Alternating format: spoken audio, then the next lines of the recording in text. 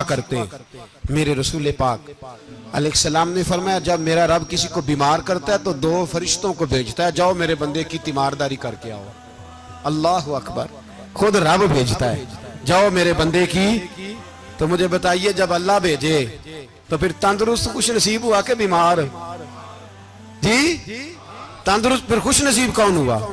मेरे नबी पाक सल्लल्लाहु अलैहि वसल्लम ने फरमाया, रब दो फरिश्ते भेजता है, फरमाते पता करके आओ मेरे बंदे का उसका क्या हाल है। हालांकि अल्लाह सारा ही जानता है।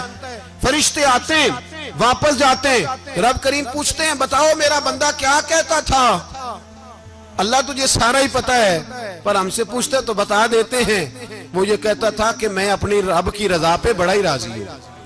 वो तेरी हमद कर रहा था, तेरी तारीफ कर रहा था, तेरा शुक्र कर रहा था, तेरे लिए कलीमाते हमद बयान कर रहा था। तो मेरे नबी पाक अलैहिस्सलाम फरमाते हैं, अल्लाह फरिश्तों से फरमाता है, सुनो फिर, अगर मैं अपने बंदे को इस बीमारी में शिफा दूंगा तो उस तंदुरुस्ती से ज्यादा अच्छी तंदुरुस्ती दूंगा जो पहले इसे अता की हुई थी, पहले से अच्छी सेहत दूंगा। और अगर इसे इस बीमारी में मौत दूंगा तो फिर मरते ही इसके लिए मैं जन्नत का फैसला फरमा दूंगा। भाई, जब तू राजी बिर्रिज़ा रहता है, राजी बिर्रिज़ा, बड़ी सादी सी बात है भाई। आप घर गए, रोटी मांगी, तो अगर किसी ने कहा ना कि इतनी थकावट है, टाइम पे आया करें इस वक्त, तो रोटी तो वो भी मिल गई, पर उसमें लज्जत, वो सुकून नहीं, वो सुकून नहीं। मेरी अम्मा जी सालन पका के रख लेती थी, तो रोटी जब भी कोई मांगता था तो ताजी बना के देती थी। उनकी तबीयत थी, तो मैं अक्सर उनसे कहता कि अम्मा जी पका के रख दिया करो। तो कहते तुम्हें खुशी नहीं होती जब तुम्हारी अम्मा ताजी पका के देती है? खुशी, खुशी होती है, तबीयत में खुशी होती है। उनका मिजाज था, जौक था, तो हम समझते थे यार ये बड़ी सादत की बात। तो आप घर गए रात को, तो घर वालों से कहा रोटी, तू फौरन उठे, फौरन। और उन्होंने खाना ताजा बनाया और साथ ये भी कहा बाहर से ना खाया करे, बंदा बीमार हो जाता है। कितनी ठंडक पहुंचती है आदमी के दिल को, सुकून मिलता। तो भाई बीमारी तो आपने काट ली, लेकिन साथ कहो हो बड़ा बीमार हूं, मैंने तो इतने गुनाह भी नहीं किए, जुल्म भी नहीं किया, किसी को कुछ भी। अब बीमारी तब भी कट गई, पर बड़ी आजमाइश, मरीज डॉक्टर के गले पड़ रहा है, उसके लवाहिकीन झगड़े कर रहे हैं, बीमारी वो भी कट गई। और एक बीमार वो है जो चारपाई पर लेटा है और कहता है जिस तरह मेरा अल्लाह राजी उसी तरह मैं भी राजी। तो बीमारी उसकी भी कट गई। हजरत यूनुस अला नबीना अलैहिस्सलातु सलाम ने एक दिन हजरत जिब्रील अमीन मिलने आए, तो जनाब यूनुस अलैहिस्सलाम कहने लगे, ए जिब्रील, अल्लाह के नेक बंदों में जो अल्लाह को इस वक्त सबसे ज्यादा पसंद है नबियों के बाद, तो जो करना बात पर, जो सबसे ज्यादा अल्लाह को पसंद है नबियों के बाद वलियों में, और सबसे ज्यादा अल्लाह जिसको अल्लाह की बारगाह में इबादत गुजार लिखा जाता है, मेरी उस बंदे से मुलाकात करा।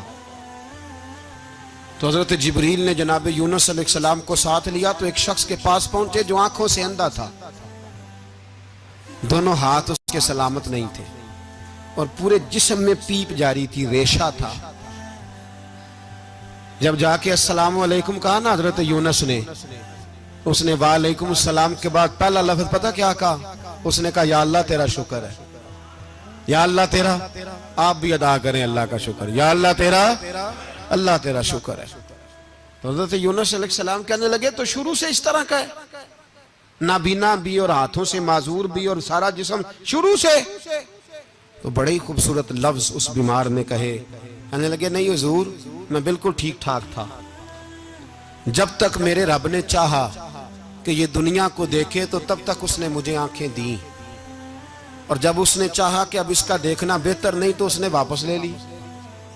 तो या अल्लाह तेरा शुक्र है, अल्लाह तेरा शुक्र है।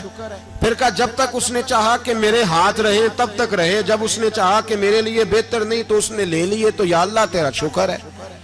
जब तक उसने चाहा कि मेरा जिस्म सही और सलामत रहे तो रहा, और जब उसने चाहा कि मेरे लिए बेहतर नहीं तो मुझे बीमार कर दिया, तो या अल्लाह तेरा शुक्र है। तो हजरत यूनुस अलैहिस्सलाम कहने लगे जिब्रील वाकई ये अल्लाह का सबसे ज्यादा शुक्रगुजार बंदा है, सबसे ज्यादा इबादत गुजार बंदा है, सबसे ज्यादा।